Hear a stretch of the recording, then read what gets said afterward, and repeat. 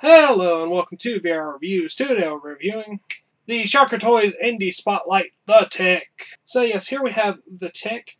I've never reviewed this figure by itself, so I figured I should probably go ahead and do that. So that's what I'm doing.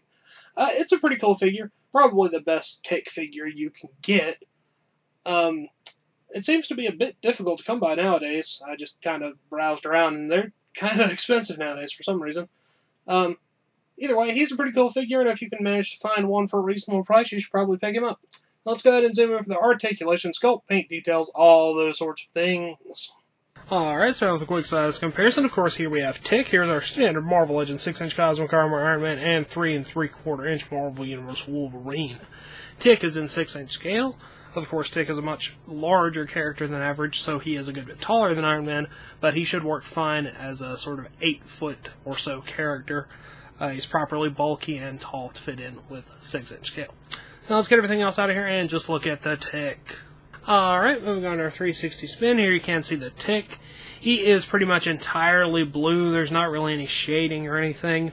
He's sculpted nicely, though. All the muscle detail is there. He's got slightly exaggerated proportions, which I think works well for the Tick. Like I said, not really any other detail other than that, though. Pretty much just smooth and muscle detail. He has fist hands on right now. He comes with another set of hands, which are essentially also fist hands, but we'll look at those later. Let's go ahead and zoom in on his head sculpts. The Tick has two head sculpts. He has one sort of just generic happy head sculpt, and then one that's almost kind of menacing looking. The sculpt is nice. The antennas are done well. The eyes are big and white and open. The only real problem I have is that I think the black lines in between his teeth are a little bit too noticeable. I think they should either be less dark or just not there at all. I'm not sure which. But they're a little bit too apparent. Either way, the head sculpts look nice, and I have no real big issues with them. Now let's go ahead and zoom out and look at some articulation. Articulation-wise, the Tick is very good, pretty much on Marvel Legends kind of caliber. He's got a ball peg in the head and in the neck, so you can move those both all the way around. Ball joint shoulders, in and out, forward and back. Bicep cut, which is kind of at an angle, but you can still pretty much get it anywhere you need it to go. Double joint elbows, ball pegs in the wrist. It's got a diaphragm joint here. Another ball peg waist joint below that. Ball joint hips go in and out, forward and back. Thigh cut. Double jointed knees. And ball joints for the ankles. So you can get him posed in pretty much any way that you really need to, so there's not really any complaints there. Tick does come with an extra set of hands, which I've already mentioned, as well as an accessory, so let's go ahead and look at those. Here is Tick's one accessory, which is his stop sign.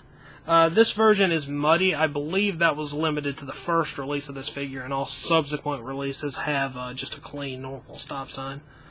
And his alternative hands, as you can see here, have holes in them just so he can hold the stop sign. He has one for both sides, but I'm only showing you this one because that's all that's really required to hold the stop sign. It's an acceptable accessory. It's nothing special or anything, and there's definitely better things he could have come with, but I'm not going to complain about accessories, really, because extra stuff's always cool. That wraps it up for Tick and all of his accessories, so let's move on to the packaging. Packaging-wise, Tick comes in the standard sort of indie spotlight type of packaging, which is a big card that is like collector-friendly. You can remove the card back from the blister without actually having to tear anything, so that's cool. Indie Spotlight, the Tick series, comic book heroes, Shocker Toys, The Tick.